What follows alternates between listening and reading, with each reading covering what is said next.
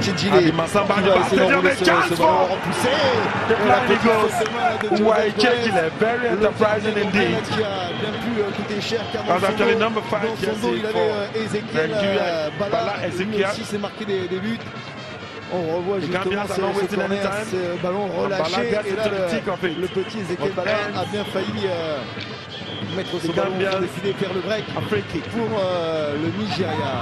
La Gambie. If you're joining us watching the first semi-final of the 15th AFCON the 20 Nations Cup competition between Nigeria and Ghana, here at the Alphonse Massamba de Bar Stadium, and it is the Flying Eagles of Nigeria, leading by long goals scored by Uwae Chedjile off a free kick in the 17th minute of play.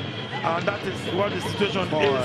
The Gambians have not been disgraced. They've given everything so far in this game. They told the Flying Eagles that they did not touch the 100% record just for nothing. Except that the Flying Eagles seem to have the advantage of having a higher football pedigree than Gambia. But that at all is not intimidating the Gambians. Number 12, Jesse Mansali is going to take a free kick. Cherche fort au second poteau la tête d'un partenaire, mais non, on ne parvient pas à cadrer ce ballon trop fort. C'est dommage parce qu'il a pris appui sur le défenseur nigérien. Je pense que là c'était une occasion vraiment pour les Gambiens d'égaliser. Depuis le début du match, ils n'arrivent pas à se trouver. Chief coach of Gambia there, his name is Peter Bono Johnson. Superbe football en début du tournoi. Former national team player of the Scorpions, of the senior Scorpions of Gambia.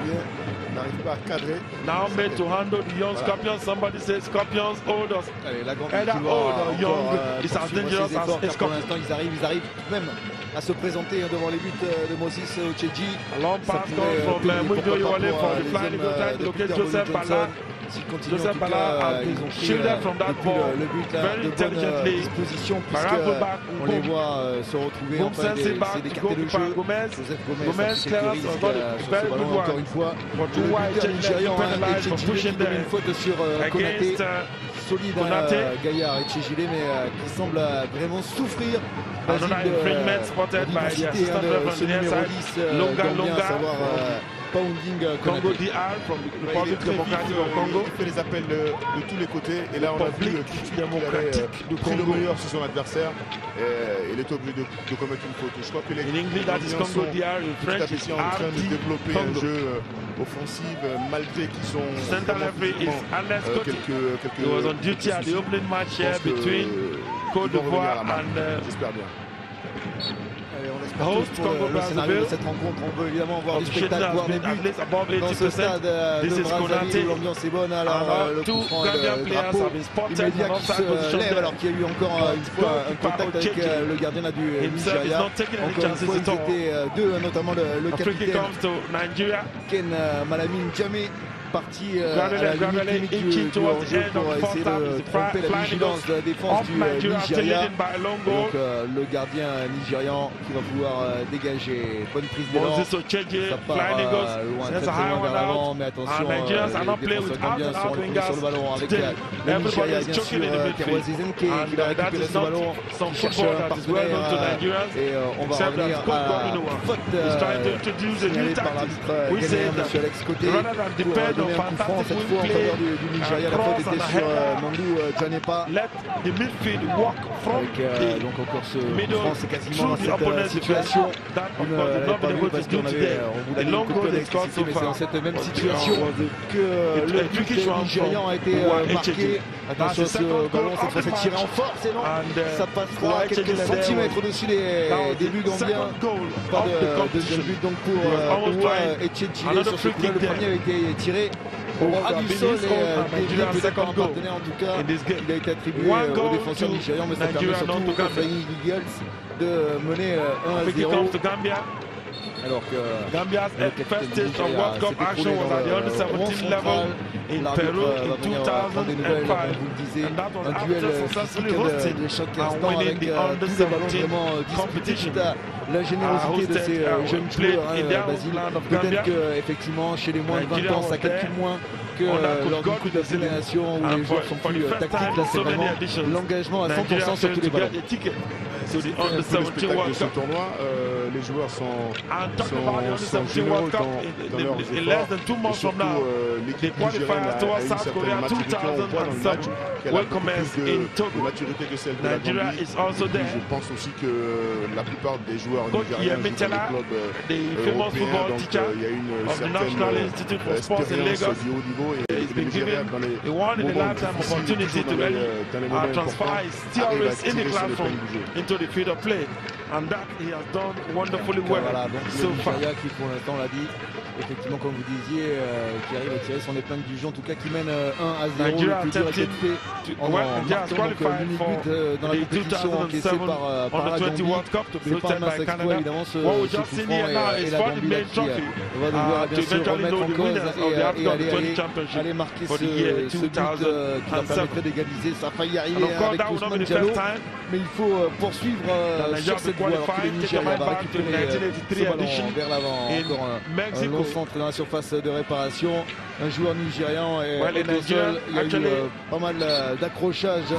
On le disait, là c'est visiblement un coup au visage, un coup de coude sans doute, qui nous laisse ce joueur au sol.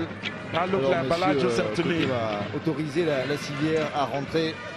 Beaucoup de monde, on le voit, ça discute entre les Gambiens, ce petit pays. Et Gambien du Sénégal, la Gambie là, qui nous a sorti une belle génération.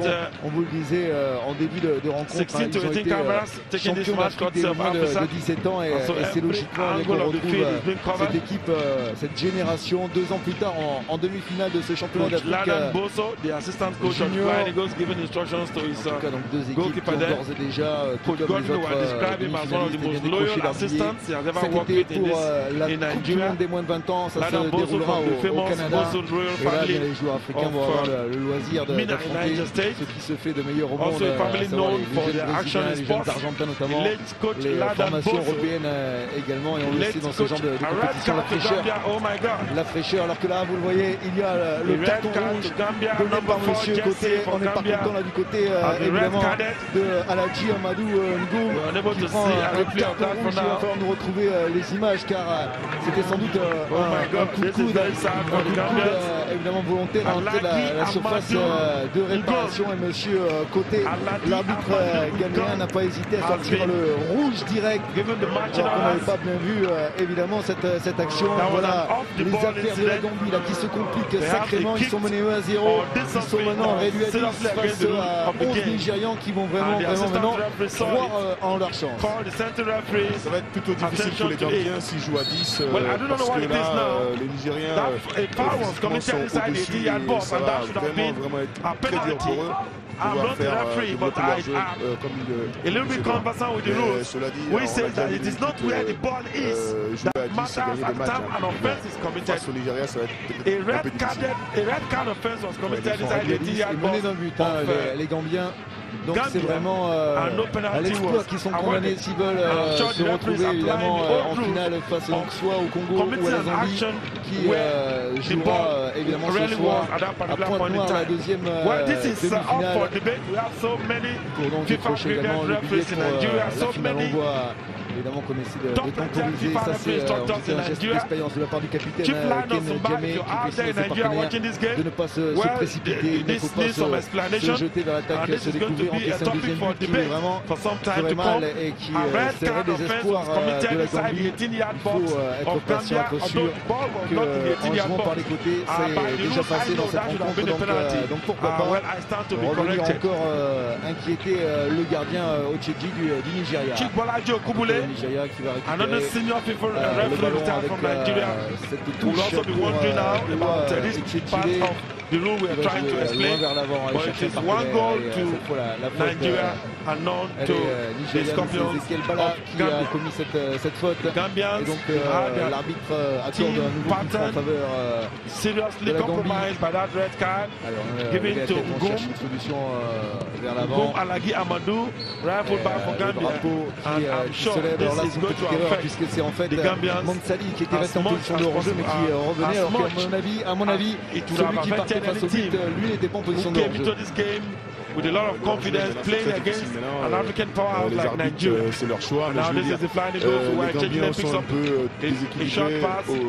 sur la sortie de leur partenaire parce que jouer à 10 devant les Nigériens, ils ne savent plus où mettre la tête, mais je pense que leur entraîneur qui est jeune, qui a beaucoup d'expérience aussi, qui connaît très bien ses joueurs, parce que ça fait quand même 6 ans qu'il a le même groupe. Je pense qu'il va leur donner à la mi-temps quelques comptes.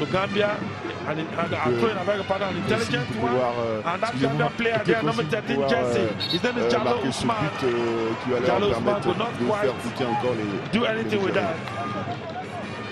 en tout cas, pour l'instant, pas une seule seconde, les hommes de Godwin ils sont en supériorité numérique à 11 contre 10 de l'exécution d'Engom. Ils mènent en plus au score et les voilà de nouveau attaque les Flying Eagles avec ce ballon sur le côté pour Ezekiel Bala au point de corner. Ça sera dur de s'en sortir. Bala trouve une solution avec une faute de main qui va être sanctionnée le Gambien à la limite de la surface de réparation. À quelques centimètres près, c'était un penalty. Alors là, ça aurait été le coup de massue final pour Joseph Gomez, le gardien. Ça s'est joué à quelques centimètres, mais c'est donc un coup franc qui va être attribué au Nigeria. On a changé de côté, ça sera donc cette fois Ezekiel Bala qui va tenter sa chance alors qu'on voit un mur de 3 éléments qui se place. Joseph Gomez qui demande à ses hommes d'empêcher le tir direct. Ça joue rapidement avec le ballon roulé et qui ne retombe pas. Il avait cherché la lucarne. Il a cherché l'espoir individuel, c'est-à-dire enrouler bien le ballon dans la lucarne droite. Malheureusement, il a levé un peu trop son ballon. C'est une occasion pour le Nigeria de pouvoir encore marquer le deuxième but. Si jamais il marque le deuxième but, ça va être très dur pour le Gambien de revenir. Voilà le scénario. Donc placé par Basivoli pour ces Gambiens contre 1 avec l'eau à 10 contre 11 d'aller au moins égaliser, mais on l'a dit, il reste encore évidemment du temps de jeu, on est en première période et tout est encore possible bien sûr. Vous le voyez, un carton rouge pour la Gambie, un carton rouge un coup de coude sur joueur nigérian, c'est la décision de l'arbitre. On va évidemment respecter ce choix, l'arbitre ghanéen. En tout cas ça va mettre en difficulté la Gambie avec ce ballon repoussé. La touche sera bel et bien pour les Baby Scorpions qui voilà, on demande d'aller directement dans la surface de réparation alors qu'on voit là le carré des VIP venus assister à cette première demi-finale. Avec le ballon, la remise de la tête, on le voit, c'est Ayodeji qui a pu repousser ce ballon là pour le Nigeria. Tranquillement, Ezekiel Bala est revenu défendre, mais la Gambie a peut-être joué ce ballon. La Gambie est poursuivi, on passe en retrait avec Sona qui va perdre ce ballon et de suite on va lancer loin vers l'avant pour Zenke, mais on le voit, Gomez avait anticipé, était sorti en position de libéraux pour dégager devant le Nigérian. Avec le ballon pour le numéro 12 de la Gambie, Abdul Mansali. Là on va d'un gardien à l'autre. Et on dégage encore une fois très loin vers l'avant. Et c'est une Niassi qui ne peut récupérer ce ballon à force. Voilà. Ce ballon perdu. A goal to Nigeria and a red card to Gambia. Il commence à faire son apparition avec, on l'a dit, la chaleur et les organismes qui commencent à s'épuiser là du côté des Gambiens. Qui vont devoir redoubler d'efforts pourtant pour combler l'absence de leur défenseur Ngom avec le long ballon contre le débordement. Et on voit ce numéro 6 toujours aussi impressionnant, Naemeka Ademou qui peut dégager ce ballon, mais c'est récupéré encore une fois par la Gambie. Les Scorpions qui cherchent à jouer sur le côté, c'est bien fait, c'est passé avec le centre, il y a Konaté qui met la tête et qui ne réussit pas à cadrer ce ballon. C'est dommage, c'était vraiment l'action la plus dangereuse des Gambiens. Un superbe débordement sur la gauche.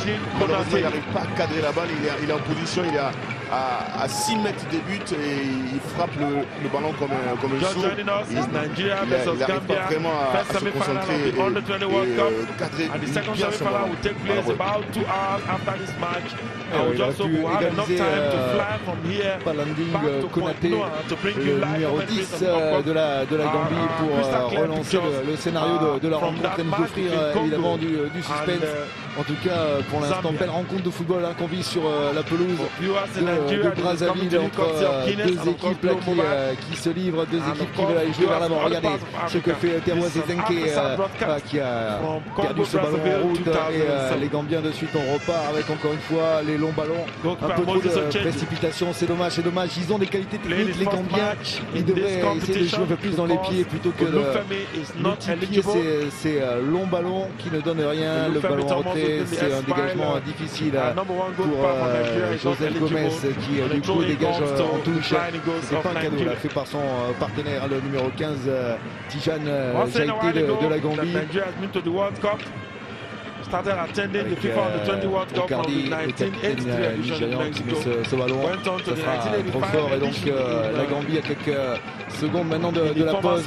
Rémi Tadis mené 1-0 qui va pouvoir se dégager tranquillement. Les supporters gambiens eux veulent continuer d'y croire. Ils ont fait comme beaucoup de leurs homologues le déplacement pour venir évidemment encourager ces jeunes joueurs, ces juniors et l'espoir de tout un pays, que ce soit pour la Gambie, pour le Nigeria évidemment.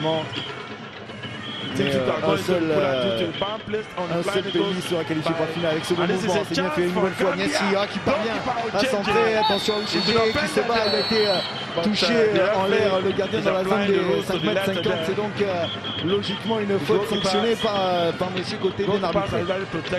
C'est une faute sanctionnée dans la mesure où il y a eu deux joueurs gambiens qui sont venus à la charge du gardien. C'est encore malheureux sur cette action. On voit la qualité technique des Gambiens. On voit un super centre.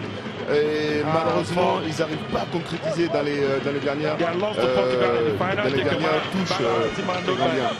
Je pense qu'en deuxième mi-temps, on verra peut-être un super match de l'équipe de la Gambie, mais bon, ils sont en train de gaspiller, comme on dit, leurs actions.